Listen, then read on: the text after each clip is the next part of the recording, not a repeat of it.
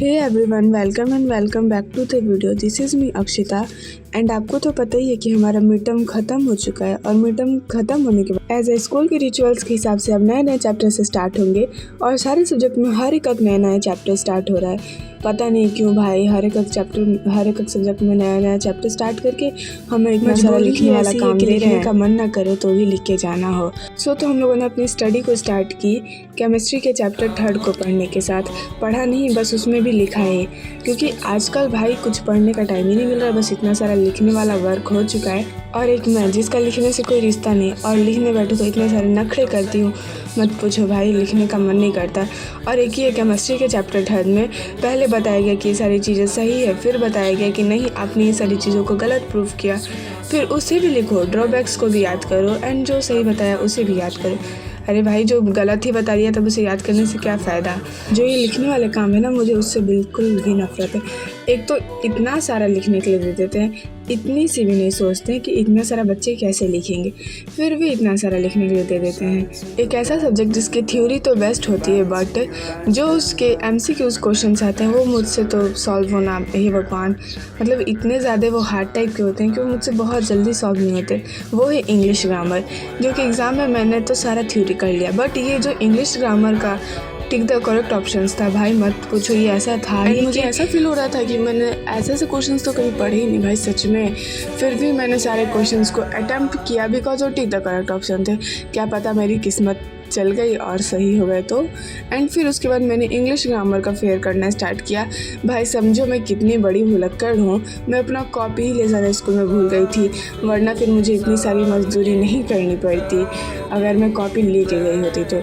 और इसीलिए मुझे अभी लिखना पड़ रहा है बिकॉज मैं अपने रफ़ कॉपी में लिख के लेके आई हूँ। जो रिग्रेट मुझे लिखते टाइम हुआ था, काश वो रिग्रेट मुझे कॉपी ले जाने से पहले हो जाता, काश मैं कॉपी लेते हुई होती। ये बात सोचते सोचते भाई मत पूछो, आधे से ज़्यादा मेरा टाइम निकल चुका था। एंड फिर उसके बाद भाई ये इतना ज़्यादा फेयर होता है कि जल्दी लिखा ही नहीं पाता है, बहुत ज़्यादा ही हो जाता है। और भाई ऐसा मेरा लिखने से रिश्ता है कि मुझे लिखने का मन नहीं करता है, फिर भी इतना ज़्यादा लिखने वाला टास्क हो जाता है कि मैं बता नहीं सकती हूँ। एंड मैंने तो सुना है किसी स्कूल्स में इंग्लिश ग्रामर पढ़ाया ही नहीं जाता है। मैं सोचती हूँ कैसे नहीं पढ़ाया जाता होगा, बट हमारे स्कूल में इंग्लिश ग्रामर पे मतलब सबसे ज़्यादा ध्यान दिया जाता है बिकॉज हमारी इंग्लिश वाली मैम भाई इतनी अच्छी इंग्लिश बोलती है ना कि मत पूछो।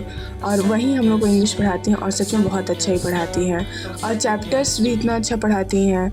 और भाई इंग्लिश की स्टोरीज सुनोगे तो क्लास में नींद तो ज़रूर आएंगी बिहेवियर मोमेंट्स की। एंड फिर उसके बाद मैंने अपना बायो का रिवीजन करना स्टार्ट किया, जो कि इसमें भी हमारा न्यू चैप्टर स्टार्ट हुआ है, वो भी बुक का सबसे लास्ट चैप्टर। मतलब बुक का सबसे लास्ट चैप्टर स्टार्ट हुआ है तो बुक को ख़त्म हो जाना चाहिए ना, नहीं, बट अभी अंदर के चैप्टर्स बचे हैं बिकॉज उसमें और भी तो 2 पार्ट्स है, फिजिक्स एंड केमिस्ट्री। ये तो बायो का लास्ट एंड ये वाला चैप्टर हमारी मैम इतना धीरे धीरे से पढ़ा रही है, इतना धीरे धीरे से, एकदम आहिस्ता आहिस्ता।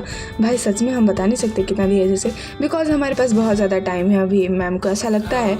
और बीच बीच में हमें प्रोजेक्ट भी बनाना है, और आप सभी को तो पता ही कि एक मैं आर्ट इंटीग्रेटेड प्रोजेक्ट बना रही हूँ, जो कि आज तो मैं बनाने वाली थी नहीं बिकॉज अभी से जमा करना है छठ पूजा की छुट्टी के बाद। तो बताओ कौन बनाना चाहेगा, जो इतनी ज़्यादा छुट्टियों के बाद जब बनाना है तो फिर छुट्टियों में ही क्यों ना बनाएंगे, छुट्टियाँ ही किस लिए मिल रही हैं। तो मैंने ये सोच के उस प्रोजेक्ट को बंद करके रख दिया है, बट अगर मेरा मन करेगा तो मैं बनाऊंगी। और आप लोगों ने देखा भी था कि मैंने आगे का प्रोजेक्ट बनाया भी था, जितना हो सका था मुझसे वो मैंने आगे का जितना भी पेज डेकोरेशन हुआ था मैंने किया था।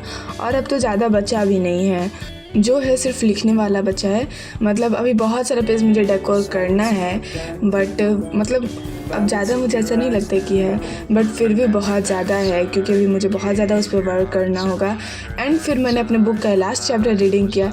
लास्ट चैप्टर सुन के ये मत सोचना कि मतलब पूरा बुक पढ़ ले, नो गाइज, ये लास्ट चैप्टर है बायो का, भी फिजिक्स केमिस्ट्री तो बचा ही रिसोर्सेज। ये हमारे स्कूल में एक न्यू चैप्टर स्टार्ट हुआ है जिसमें हमें बताया गया है कि ये क्रॉप्स कैसे उगते हैं, ये क्रॉप्स किस सीजन में उगते हैं, कैसे उगते हैं, इनसे हमें क्या मिलता है क्या नहीं मिलता है, इन सारी चीज़ों की जानकारी दी गई है हमें इस चैप्टर में।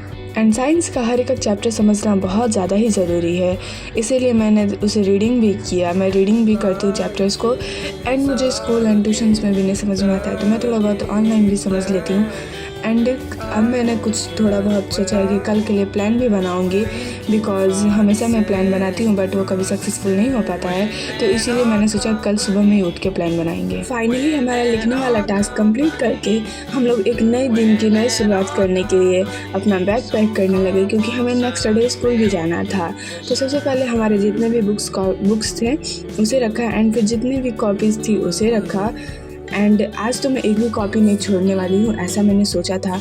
एंड फिर अपना पाउच भी रख लिया। एंड ये रात का टाइम है तो अभी हम तो लंच एंड बॉटल तो नहीं रख सकते, इसे हम नेक्स्ट मॉर्निंग नहीं रखेंगे। ओके बाय गाइज, मिलते हैं आपसे अगले वीडियो में। बाय।